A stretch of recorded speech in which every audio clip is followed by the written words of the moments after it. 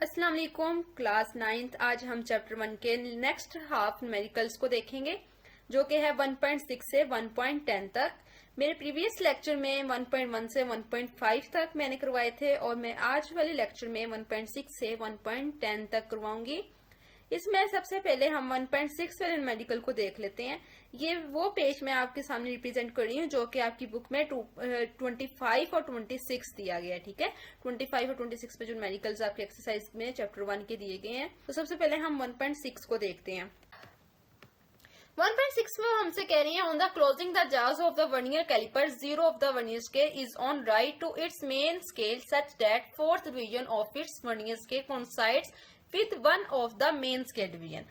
कह रहे हैं कि जब हमने वर्नियर स्केल के टू जार्स को क्लोज किया तो हमारे पास वर्नियर स्केल का जो जो वर्नियर स्केल की हमारे पास डिवीजन थी वो राइट साइड पे गई मेन स्केल के। ठीक है, कितनी डिवीजन्स गई? 4 डिवीजन्स। अब हमने क्या फाइंड करना है? Find the zero error and correction. तो आपने जीरो एरर को फाइंड करना है और उसकी करेक्शन को फाइंड करना है।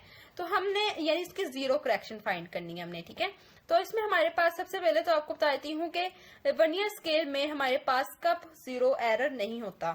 अगर आप इस पिक को देखें जो कि आपकी बुक में दी गई है, यहाँ पर वो आप देखें तो ये वाला होता है हमारे पास वर्नियर स्केल। ठीक है, ये मूवेबल होता है और ये हमारे पास जो सा है ये वाला स्केल ये हमारे पास होता है मेन स्केल। ठीक है, तो इसको हम मूव नहीं कर सकते, हम सिर्फ वर्नियर जो स्केल है वो मूवेबल होता है। अब यहाँ पर वर्नियर स्केल का जो जीरो है वो हमारे पास मेन स्केल के जीरो के साथ ज्वाइन हो रहा है। ठीक है, इसका मतलब ये है कि यहाँ पर जो एरर है वो जीरो है। येलो लाइन नजर आ रही हो तो इसमें क्या वो कह रही है कि there is no zero error as zero line of vernier scale is coinciding with the zero of the main scale.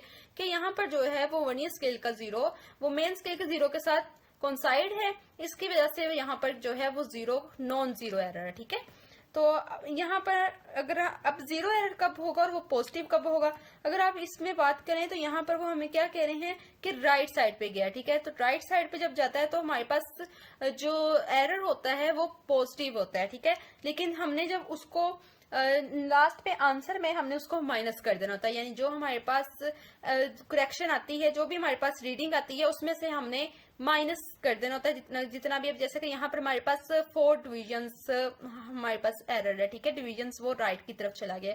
तो अगर आप इस वाली पिक को देखें, ये पिक जो है ये वैसे सिर्फ आपको समझाने के लिए है, कोई रिलेटेड नहीं है ये उस मेडिकल से।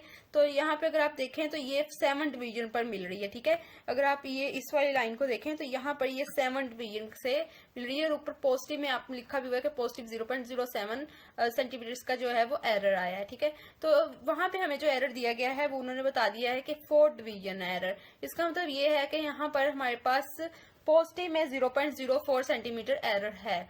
लेकिन हमने जब जो भी आंसर आएगा, क्योंकि हमारे पास जो हमारी रियल जो रीडिंग होती है वर्नियर कैलिपर्स की, वर्नियर स्केल की, उससे ज्यादा 4 पॉइंट डिवीजन वो ज्यादा आंसर दे रहा होता है जब कैलिपर के इंस्ट्रूमेंट में कोई ना कोई जो है वो खराबी आ रही हो। ठीक है, तो वो हमारे पास या फिर तो पॉजिटिव एरर दे रहा होता है या नेगेटिव एरर दे रहा होता है।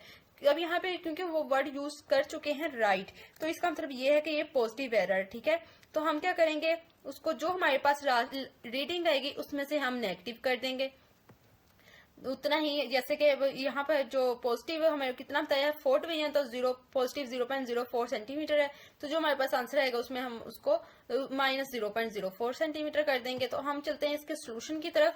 अभी हमारे पास गिवन डाटा क्या है, vernier division coincides with main scale कितना कर रहा है? 4 डिवीजन कर रहा है, जो कि आपको बताया गया है स्टेटमेंट में। मेन स्केल रीडिंग हमारे पास क्या है? 0.0 सेंटीमीटर। ठीक है, तो अब रिक्वायर्ड हमें क्या क्या है, हमने क्या क्या फाइंड करना है? जीरो एरर फाइंड करना है और जीरो करेक्शन फाइंड करनी है। तो फॉर्मूला इसका क्या होता है जीरो एरर फाइंड करने का?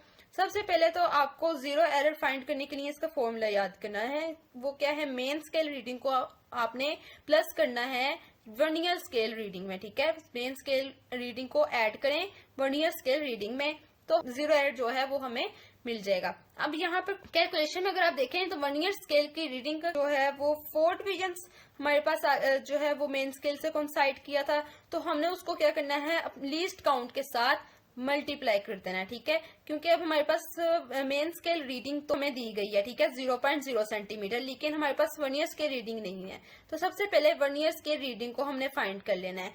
वर्नियर स्केल रीडिंग हमारे पास कितनी है, 0. जब हम 4 को उसके वर्नियर स्केल की लीस्ट काउंट के साथ मल्टीप्लाई करेंगे तो हमारे पास आंसर आ जाएगा 0.04, ठीक है। 0.04 हमारे पास आंसर आ जाएगा और उसको हमने क्या करना है, ऐड कर लेना है यहाँ पर मेन स्केल की रीडिंग के साथ, ठीक है। तो मेन स्केल की रीडिंग 0.0 सेंटीमीटर थी जो कि गिवन डाटा में आपको दी गई थी, और यहाँ पर हमारे पास जो 0.04 हमारे पास है वो हमने अभी यहाँ से फाइंड किया वर्नियर स्केल की रीडिंग।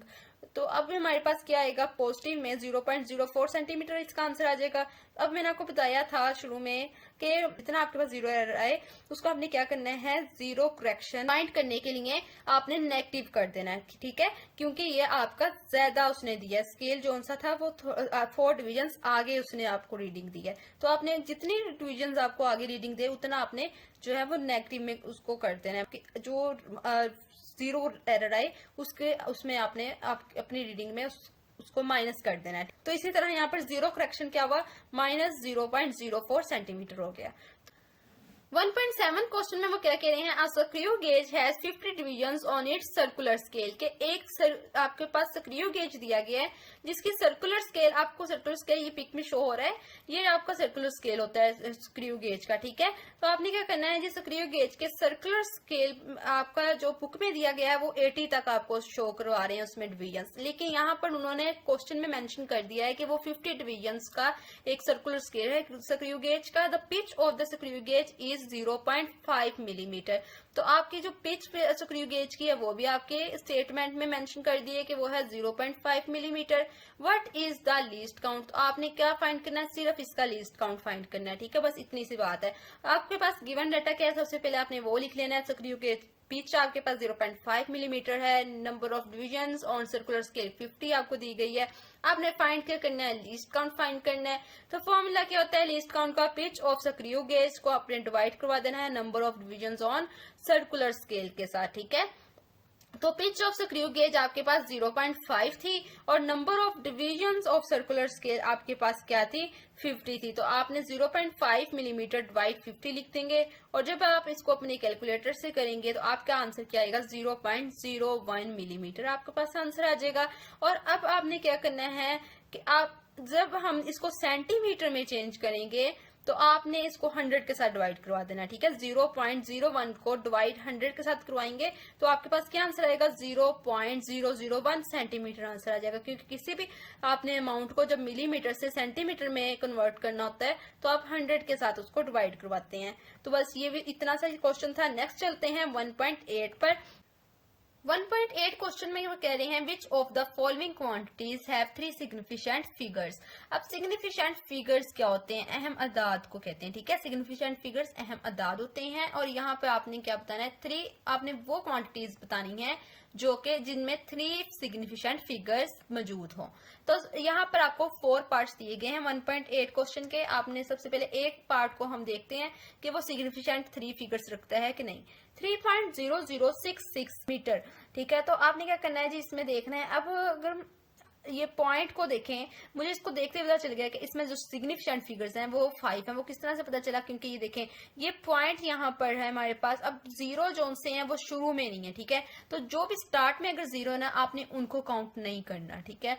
तो आपने क्या करना है, यहाँ पर 3 जोन्स है वो एक सिग्निफिकेंट फिगर है, आपने इसको काउंट करना है। तो ये क्या है, 1, उसके बाद ये 0 जोन से हैं, ये मिड में आए हैं, ठीक है। तो आपने इनको भी काउंट करना है क्योंकि ये भी सिग्निफिकेंट फिगर्स ही हैं। तो आपने देखना है कि इसमें कितने 3 सिग्निफिकेंट फिगर्स हैं कि नहीं। तो 3 से लेकर आपने 66 तक इनको गिनना है। तो ये टोटल 5 डिजिट्स बनते हैं, यानी 5 सिग्निफिकेंट फिगर्स बनते हैं। तो आपके पास ये जो है वो 3 सिग्निफिकेंट फिगर्स वाला आंसर नहीं है, तो आपने बी पे चलना है। नेक्स्ट को देखते हैं 0.00309 किलोग्राम आपको दिया गया है। अगर आप देखें तो मैंने आपको बताया था अभी कि स्टार्ट में जो जीरो है आपने वो उनको नहीं लिखना। अब आपने, क्योंकि ये सिग्निफिकेंट नहीं है, ठीक है, आपने ये जीरो को यहाँ से रिप्लेस करेंगे यहाँ पर, ठीक है, 3 के बाद रिप्लेस करना है, यानी इसका जो यहाँ पे आपने रिप्लेस करना नहीं है। मैं आपको समझाने के लिए कह रही हूँ कि अगर आपने जो है वो इसको सिग्निफिकेंट में लिखना चाहते हैं, जैसे कि साइंटिफिक नोटेशन के अकॉर्डिंग अगर आप इसको लिखना चाहते हैं तो आप 3 के बाद पॉइंट लेके आएंगे ना, यानी आपके पास जो सिग्निफिकेंट फिगर्स हैं वो टोटल क्या होंगे, 3 होंगे, 3, 0 और 9। तो आपके पास बी जो है वो एक सिग्निफिकेंट फिगर है। नेक्स्ट चलते हैं सी वाले क्वेश्चन पे, तो इसमें भी देख लेते हैं 5.05 मल्टीप्लाई 10 की पावर -27 किलोग्राम आपको दिया गया, ठीक है। तो अगर आप देखें तो इसको देखते ही पता चल रहा है कि ये एक सिग्निफिकेंट फिगर है, बिकॉज ये देखें 5 जो जीरो है वो इनके मिड में आया है, ठीक है, तो ना तो इसके स्टार्ट में जीरो है, अब ना इसके अब अगर आप देखें तो इन्होंने पॉइंट हमें दिया हुआ है।